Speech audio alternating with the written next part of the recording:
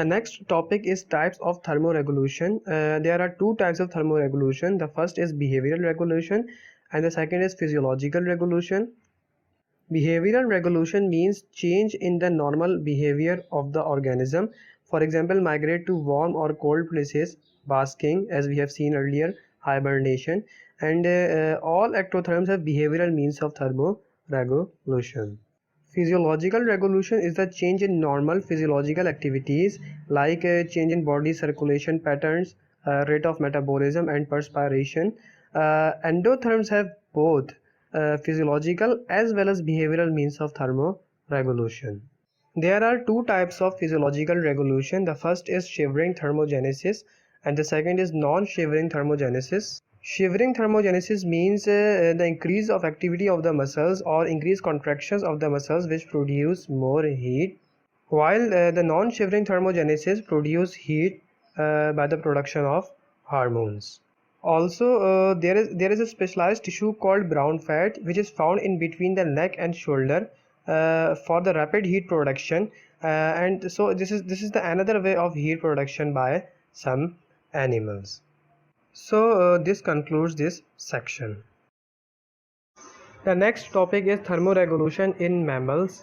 Mammals are those animals which have mammary glands which produce milk, so the term mammals, and they have thermoregulatory mechanisms in low temperature as well as in high temperatures. In low temperature they have physiological as well as behavioral mechanisms, and in physiological mechanism they have non-shivering as well as shivering thermogenesis, and all these definitions we have discussed in the previous section. So the first is physiological mechanisms, and in physiological mechanisms these are all the non-shivering thermogenesis, that is erection of hairs, reduced superficial blood flow and subcutaneous fat accumulation, and each of these we will discuss in detail. The first is erection of hairs, and the phenomena is that if this is the surface of the skin and normally hairs are present in horizontal direction like this, but in low temperatures there is a muscle called erector pili muscle which is present beneath the skin, present here, and as these muscles contract they causes the hair to raised almost in a vertical direction like this. As the hairs are almost raised to a vertical direction, this causes the air to trap in between the hairs. In between the hairs air is trapped, as air is a bad conductor of heat, so that the body heat will not go outside of the body. So in low temperatures hair are raised to almost vertical in direction due to contraction of the erector pili muscles which are present inside the skin. This causes the trap of air and produce the insulating effect, as air is a bad conductor of heat and the body heat will not go outside of the body. This figure is showing the erection of hairs in a vertical direction like this. This causes the air to trap in between the hairs, as air is a bad conductor of heat, so that the body heat will not go outside of the body. Reduced superficial blood flow.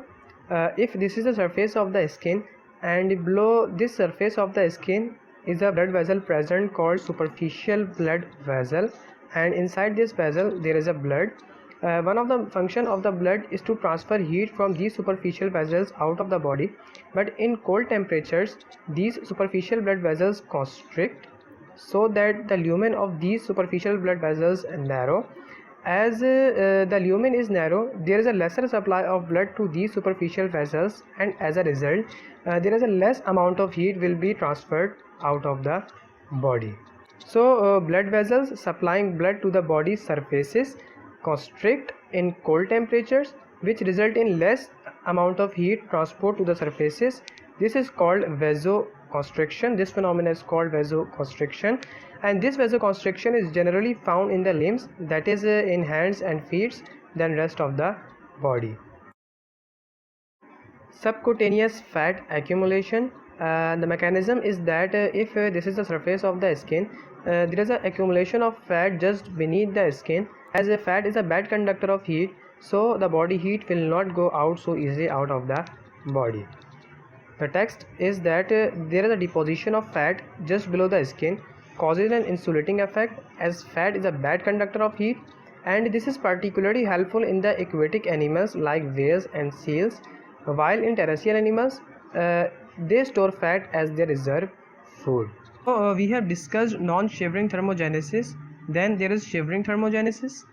And in shivering thermogenesis, contraction of muscles increases to produce more heat by the shivering phenomena.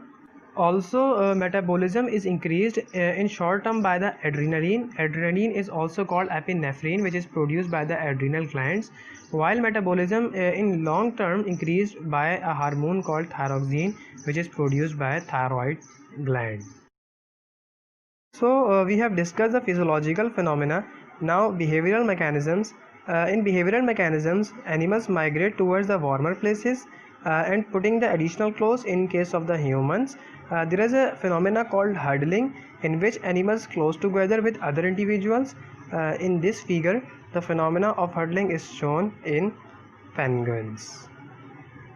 In high temperatures, the headings are same, but the mechanism is opposite to the cold temperatures, like lowering of hairs as compared to the erection of hairs in cold temperatures, increased superficial blood flow as compared to the decreased superficial blood flow in cold temperatures, and there is subcutaneous fat accumulation is decreased as compared to the low temperatures, in which subcutaneous fat accumulation is increased. So hairs are lowered due to the relaxation of the erector pili muscles, and this exposed to air producing cooling effect. Similarly, increased superficial blood flow, blood vessels supplying blood to the body surfaces relax, and this phenomenon is called vasodilation.